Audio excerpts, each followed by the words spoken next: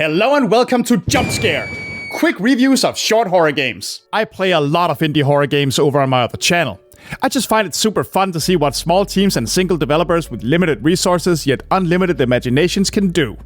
And this time we're taking a well-deserved break from the 9 to 5 and going on a nice little weekend vacation with good friends just to have a good time. We're going to Woodbury Getaway. Sydney Harper is frustrated. Her consulting firm day job is starting to take its toll, and her friends Mike and Nora believe she could use a break. So the three of them rent a cabin in the small town of Woodbury for a relaxing weekend, all to recharge their batteries and reconnect with each other. But Woodbury is far away from the city. The owner of the house is acting strange. Nora is delayed. And Mike might have his own ideas of what's supposed to happen this weekend. And it's all based on true events. I think. Woodbury Getaway is the 5th episode in the Fierce to Fathom series of horror games developed by Rayll Studios. In case you're unfamiliar, the series is an anthology of supposedly real stories shared with the developer by the people who experienced them, and then adapted into video game form starting with Home Alone back in 2021.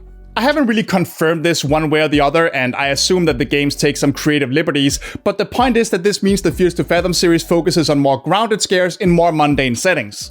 We're talking home invasions, stalkers, mysterious abductors, even possibly cults. And now, the fear of being in a strange person's home and not feeling safe.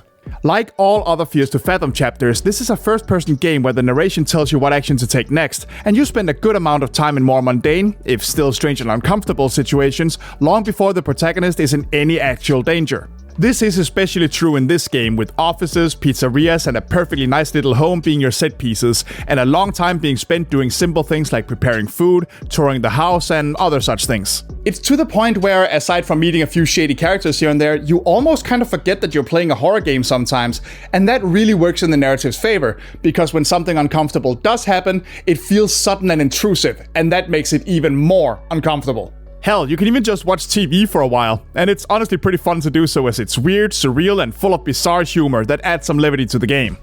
While there's not much new to be found here if you played the other games, there are some upgrades like voice acting, a little minigame you can play at the beginning, and more detailed character models, which adds to the creepiness. In fact, by this point I'd go as far as to say that Fierce to Fathom is essentially the English language equivalent to Chill as Art games, just with less surreal moments and fewer actual ghosts. Fierce to Fathom Woodbury Getaway really is a tense and exciting story once it really gets going. But it does come with a couple of pitfalls. Without wanting to spoil too much, there's some segments that feel taken straight from a lame teen drama or horror movie that I have a hard time imagining young adults actually doing, and the game's climax plays out just like every other game. You just hide somewhere and wait for your moment to run. Which does make sense, since these are stories that are supposedly narrated by the survivors of horrific incidents, but it does end up creating a very been there, done that kind of gameplay experience. It doesn't help that the 4th game, Ironbark Lookout, really upped the ante in terms of the scale of the story, the uniqueness of the setting, and the threat level of the antagonists, causing this much simpler one to feel like a de-escalation.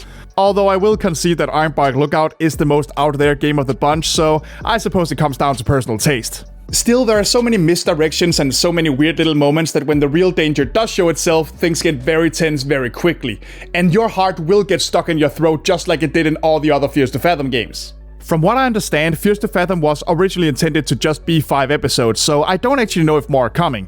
If so, great, I'll be there to play them. If not, this feels a little flat as a finale for as good as the game is.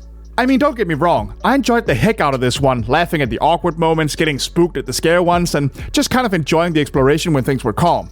But it just doesn't reach quite the same heights of tension as the 3rd or 4th game, at least not when it gets down to the real stuff. Now let me just be clear. Fierce to Fathom Woodbury Getaway is damn good, and if you like the other Fierce to Fathom games, odds are you will really like this one as well. But it might also be time to either look into new projects or to start looking into ways to shake the gameplay and the ending confrontation formula up a bit, because this did feel like a small stumble backwards at times. But still, Fierce to Fathom is, as always, worth the price of admission for a tense time in a world that leans a little too far into the one we all live in. If there's anything to learn from these games, it's this. Make sure to lock your doors and make sure you know who to trust. You never know who might have sinister motives. And that's it for this episode of JUMPSCARE. If you'd like to see me actually play the game, you can either click the card in the corner of this video or find a link in the description that will take you straight to my playthrough over on my other channel.